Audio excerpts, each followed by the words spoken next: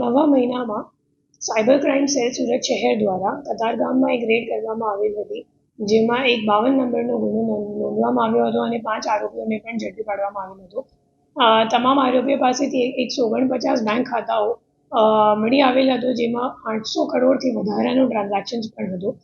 હવે આ જ તપાસમાં જે 2 નાસ્તા પડતા આરોપીઓ છે એમને મુંબઈ એરપોર્ટ ખાતેથી આપણી સાયબર ક્રાઇમ સેલે ઝડપી પાડી છે.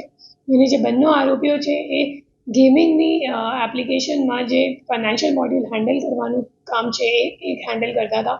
બેંકોક અને વિયેતનામ રહેતા હતા અને છેલ્લા 1-1.5 વર્ષથી આ જ કામમાં સંડોવાયેલ છે.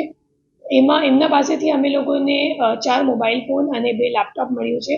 આ તમામ ફોન અને લેપટોપની ચકાસણી કરતાં અમે લોકોને ખબર પડી કે એમની પાસે હજી 37 બેંક ખાતાઓનું ડિટેલ્સ છે અને એમાં જોતા 227 NCCRB કમ્પ્લેન્ટ્સ મળી આવેલ છે અને જેમાં જે ફ્રોડનો આંકડો છે એ 88 કરોડનું છે.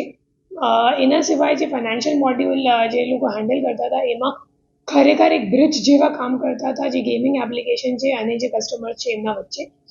જે ગેમિંગ એપ્લિકેશન્સ અથવા તો લિંક હોય એમાં એ લોકો પોતાની ટર્મ્સમાં મર્ચન્ટ તરીકે જણાવે છે અને જે કસ્ટમર છે એ જ્યારે મર્ચન્ટ અને ઈચ્છા ધરાવે કે મારે આ ગેમ રમવું છે અને આટલું ટોકન કે આટલા પૈસા નાખવાનું છે, તો પૈસા ખરેખર કયા મ્યુલ અકાઉન્ટમાં નાખવાનું એ તય કરવાનું કામ જે દિલીપ ઠક્કર અને જતીન ઠક્કર છે એ બંનેનું હતું.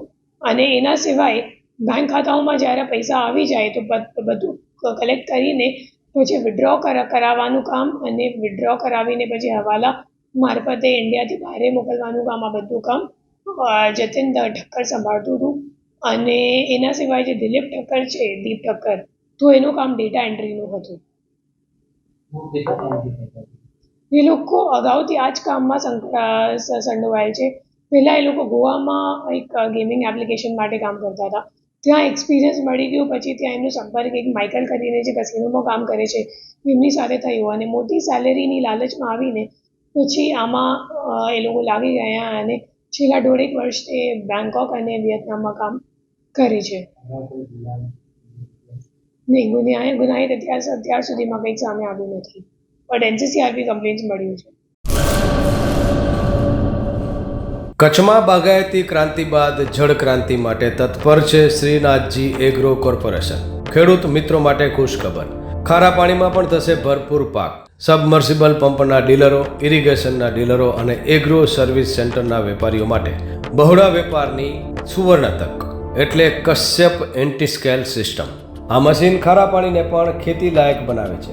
આ મશીન મેગ્નેટિક નથી, ડીલરશીપ આવકાર્યા.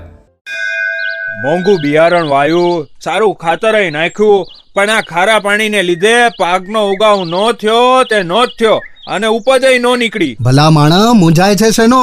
ખેતરમાં લગાવ કશ્યપ એન્ટીસ્કેલ મશીન, જે ખારા પાણીને બનાવે ખેતી લાયક અને ફળદ્રુપ જમીન સાથે આપે મબલખ પાક.